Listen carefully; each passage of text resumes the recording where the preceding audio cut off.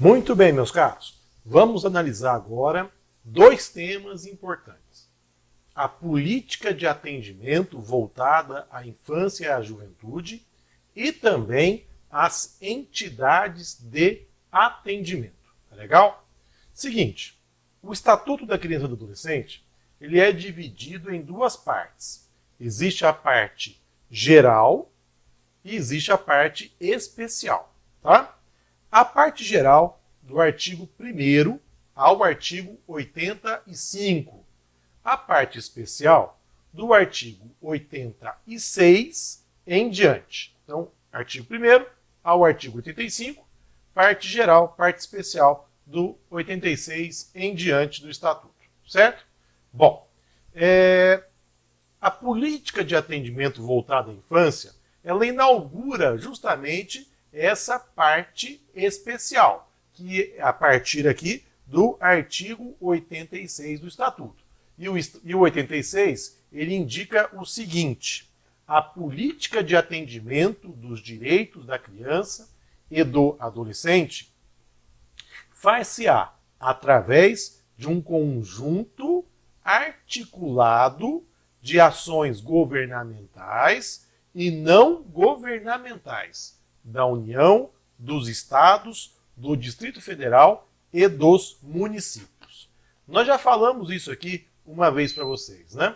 Que a política de atendimento ela se faz a partir de uma coordenação, de uma articulação de instâncias governamentais e também não governamentais. Nós temos uma rede de atendimento. E a essa coordenação, a essa articulação, deu-se o nome de sistema de garantia. Então, o sistema de garantia, ele nada mais é do que essa coordenação, essa articulação das instâncias governamentais e não governamentais e também na aplicação das normas que se referem aqui à criança e ao adolescente. Pois bem, para poder fortalecer essa política de atendimento, esse sistema de garantia, o Conselho Nacional dos Direitos da Criança e do Adolescente, CONANDA, editou uma resolução, que é a resolução de número 113, posteriormente retificada. Então nós temos uma resolução do Conselho Nacional dos Direitos da Criança e do Adolescente que enfatiza, meus caros, reforça aqui essa aplicabilidade desse sistema de garantia. Perfeito? Bom, então já caiu em algumas provas da magistratura, do Ministério Público, principalmente Defensoria, questões relacionadas a esse sistema de garantia. O candidato tem que conhecer essa resolução 113. Eu vou trazer aqui alguns apontamentos que eu considero importantes sobre esse sistema de garantia. Pois bem, esse sistema de garantia ele é baseado em 3 eixos fundamentais. São os eixos do sistema de garantia. Existe o eixo de defesa, o eixo de controle e o eixo de promoção das políticas públicas voltadas à infância e à juventude. Certo? 3 eixos estratégicos de atuação. Pois bem, o eixo de defesa dos direitos da criança e do adolescente, ele se refere à busca pela justiça, pelo acesso à justiça. E quando a gente fala acesso à justiça, nós estamos aqui relacionando a uma defesa de direitos, certo? Então, o eixo de defesa a uma defesa de direitos por meio de um acesso à justiça num sentido amplo. E nesse eixo de defesa existem o que se convencionou chamar dos atores do sistema de garantia. Nós temos lá o juízo da vara da infância e da juventude como um desses atores do sistema de garantia. o promotor de justiça, a promotoria de justiça da vara da infância e da juventude como um desses atores do sistema de garantia. Os conselhos tutelares, a polícia militar, a polícia civil, a advocacia pública, entre outros aí, estão incluídos nesse eixo de defesa. Então você vai fazer a prova do Ministério Público. Vão perguntar para você assim, olha, doutor, o Ministério Público ele entra aqui no sistema de garantia? Sim, faz parte do sistema de garantia como um dos atores desse sistema de garantia, assim previsto lá no eixo de defesa. Tá legal? Então, é importante aqui você levar em consideração, saber situar a carreira nessa defesa dos direitos da criança e do adolescente. Paralelamente, existe o eixo de promoção. Então, é o eixo de promoção que trata da promoção das políticas públicas voltadas à infância e à juventude. Nesse sentido, existem políticas públicas sociais, assistenciais, né? Existem políticas públicas também, vejam só, voltadas ao autor de ato infracional, que é o sistema chamado de SINASE, Sistema Nacional de Atendimento Socioeducativo ao Adolescente. É o SINASE. Então, o SINASE ele está incluído entre essas políticas, certo? Entre essas políticas do eixo aqui de promoção das políticas públicas voltadas à infância. Por muito tempo, o SINASE foi tratado apenas por uma resolução do CONANDA, mas esse ano de 2022 teremos aqui 10 anos da Lei 12.594 de 2012, justamente a lei que tratou do SINASE, Sistema Nacional de Atendimento Socioeducativo ao Adolescente, e também da execução da medida socioeducativa, que é um item que a gente vai tratar posteriormente, quando do estudo das medidas socioeducativas, estudo do ato infracional, procedimento de apuração do ato infracional e execução. Tá? Então vai ter uma aula só para isso, para a gente poder tratar desse assunto. Tranquilo? Bom, então temos aí o SINASE incluído aqui entre essas políticas. Uma outra política que a gente pode mencionar, incluída aqui nessas políticas públicas, mas que é tratada por uma lei diferente, é a política relacionada ao sistema de garantia de direitos da criança, do adolescente vítima ou testemunha de violência. Lei 13.431 de 2017. Pois bem, então essa lei ela trata também desse sistema de garantia, mas focado para a questão da criança e do adolescente vítima ou testemunha de violência. Então vejam uma lei específica tratando desse tema. Então, eixo de defesa, eixo de promoção e tem também o eixo de controle. Luciano, o que é o eixo de controle? Eixo de controle das políticas públicas voltadas à infância e à juventude.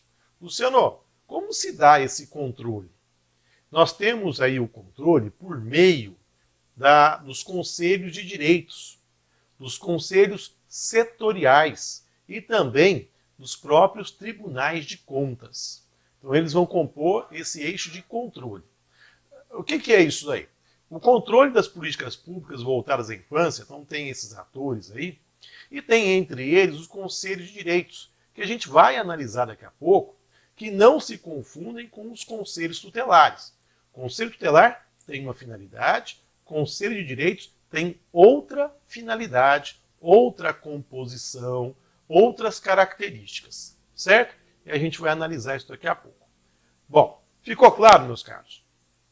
Então, nós temos 3 eixos estratégicos do sistema de garantia. Sistema de garantia relacionado à política de atendimento voltada à infância e à juventude. Tudo bem até aqui? Perfeito. Feita essa anotação, vamos partir agora para o estudo propriamente dito dos conselhos de direitos. Tá legal? Então, anotem aí. Conselhos de direitos. Meus caros, Quando a gente estuda a política voltada à infância e à juventude, nós estamos estudando, na verdade, uma política inserida na assistência social. E lá na assistência social, nós temos várias diretrizes, nos termos do que está previsto na própria Constituição Federal. E entre as diretrizes da assistência social, nós temos lá a participação popular.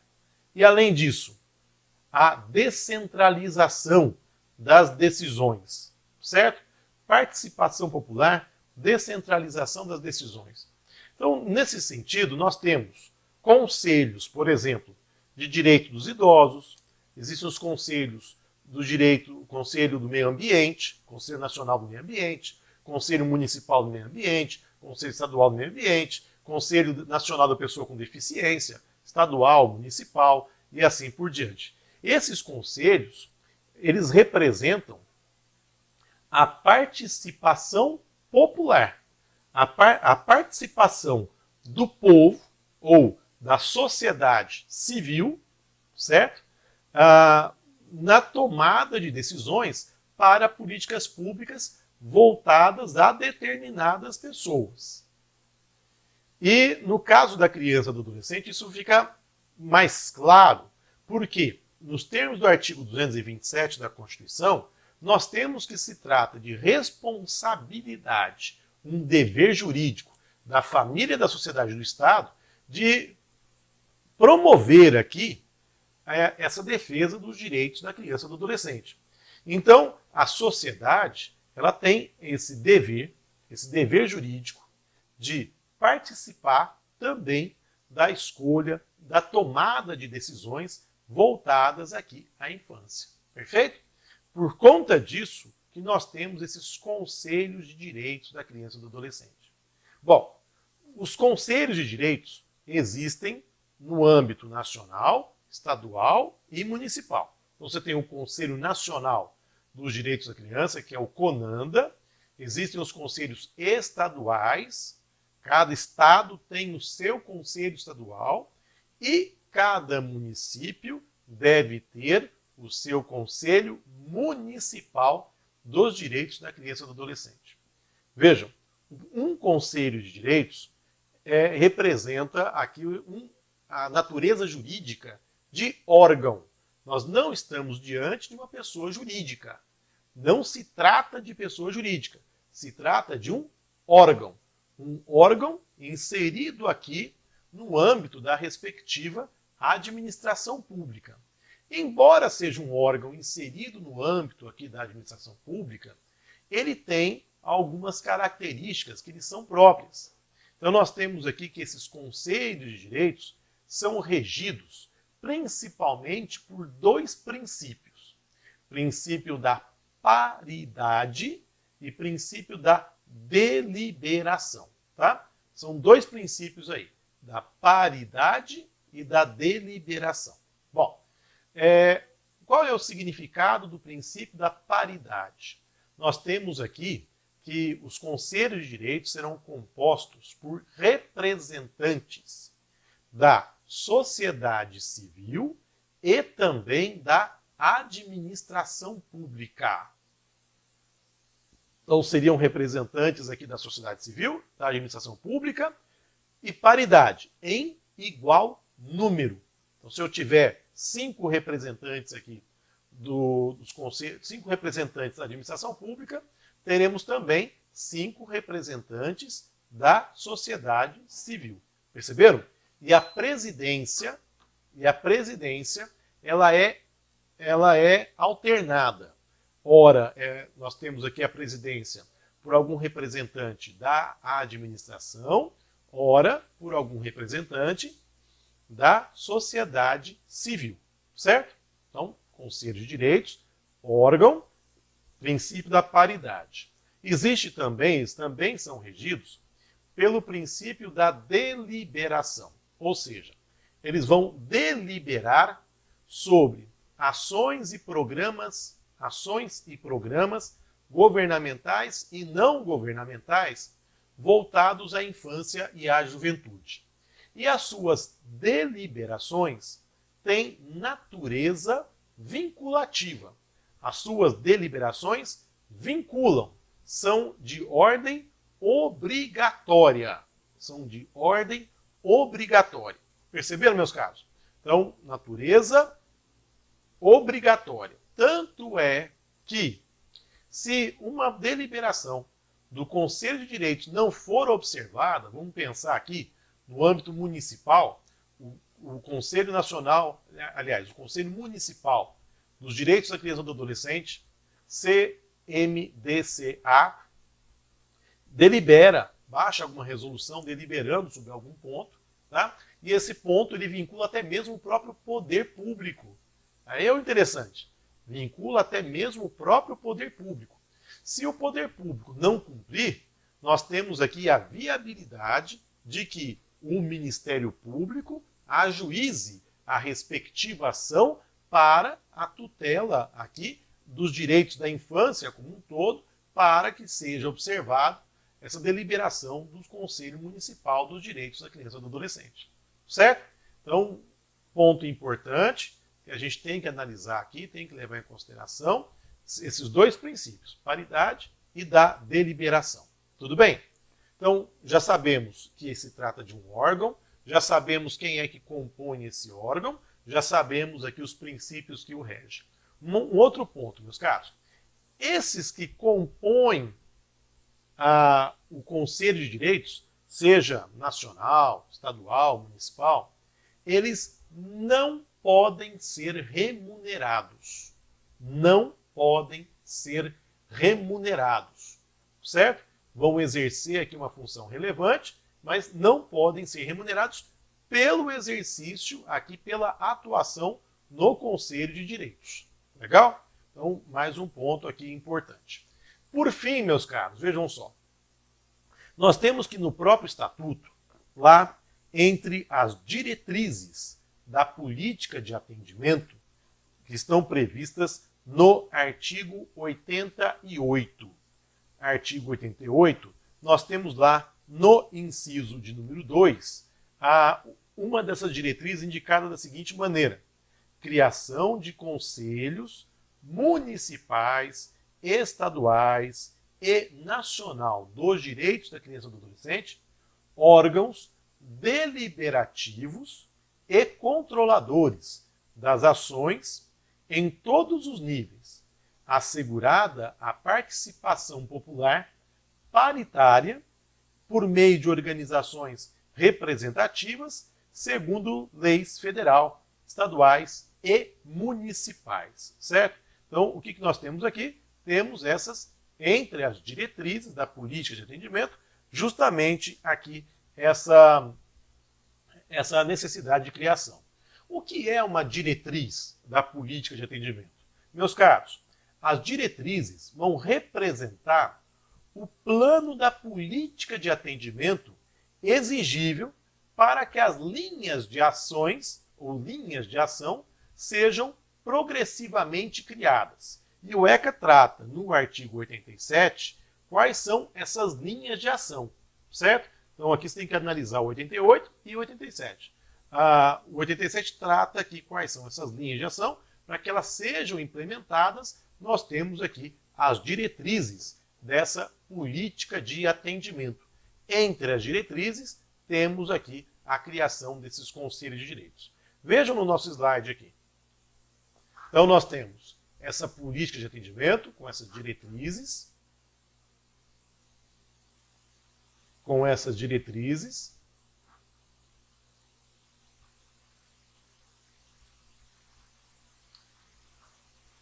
Entre essas diretrizes, temos a previsão da criação desses conselhos de direitos, no âmbito nacional, estadual, municipal. Já vimos a sua composição e vimos aqui os seus princípios.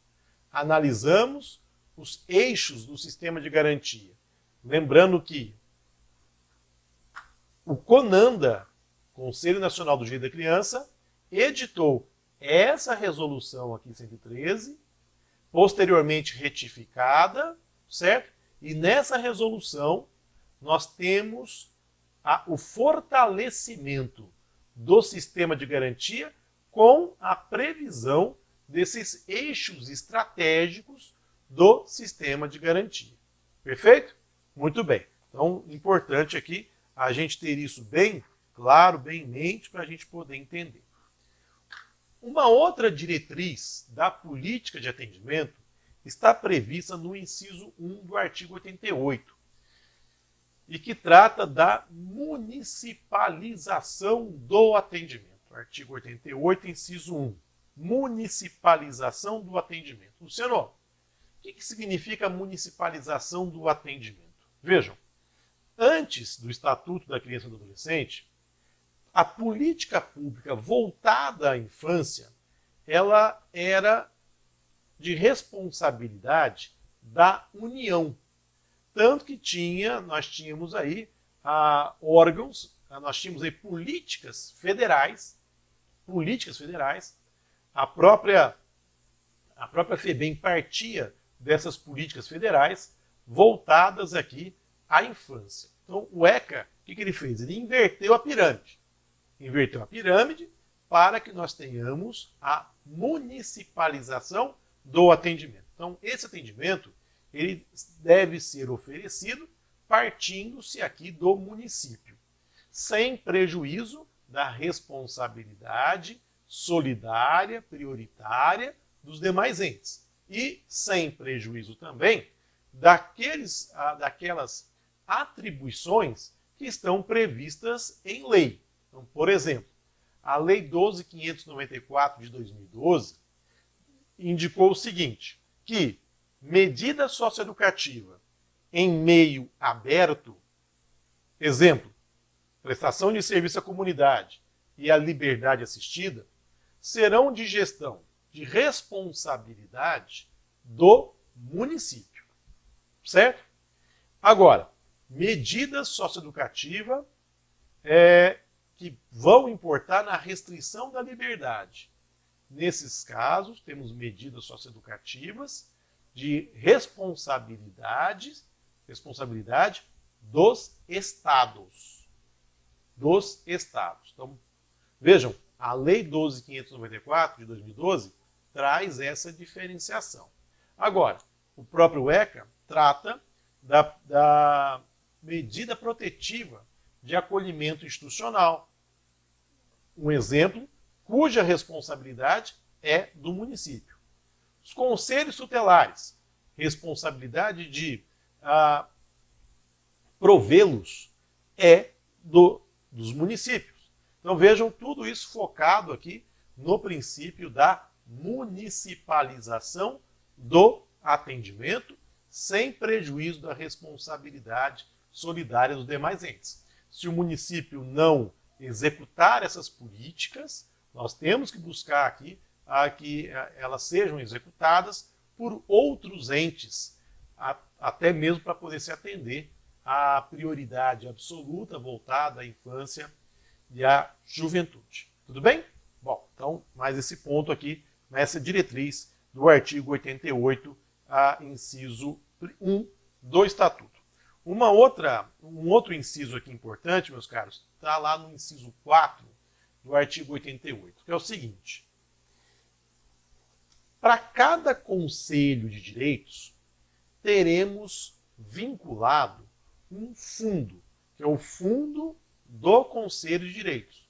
Então, existe o fundo vinculado ao Conselho Nacional dos Direitos da Criança e do Adolescente. Existe o fundo vinculado ao Conselho Estadual dos Direitos da Criança e do Adolescente. Existe o fundo vinculado ao Conselho Municipal dos Direitos da Criança e do Adolescente. Certo? Bom, esse fundo ele representa uma soma de dinheiro que é gerida pelo respectivo conselho.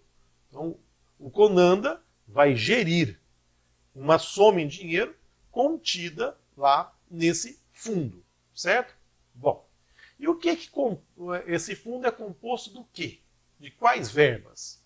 Nós temos dotações orçamentárias, temos também doações. Então, a doação para depois termos aí o abatimento do imposto de renda, certo?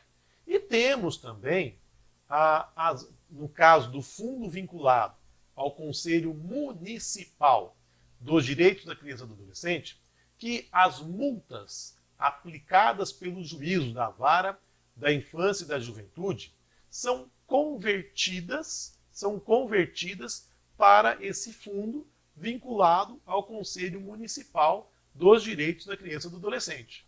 Certo? Então, multa. O juiz vai lá, aplica uma multa diária para o cumprimento de uma decisão. Depois é recolhida essa multa. Ela será revertida para o Conselho Municipal dos Direitos da Criança, para o fundo vinculado ao Conselho Municipal do Direito da Criança e do Adolescente. Aplica multa por conta de uma infração administrativa. Foi executada, foi paga. Ela é recolhida ao fundo vinculado ao Conselho Municipal dos Direitos da Criança e do Adolescente.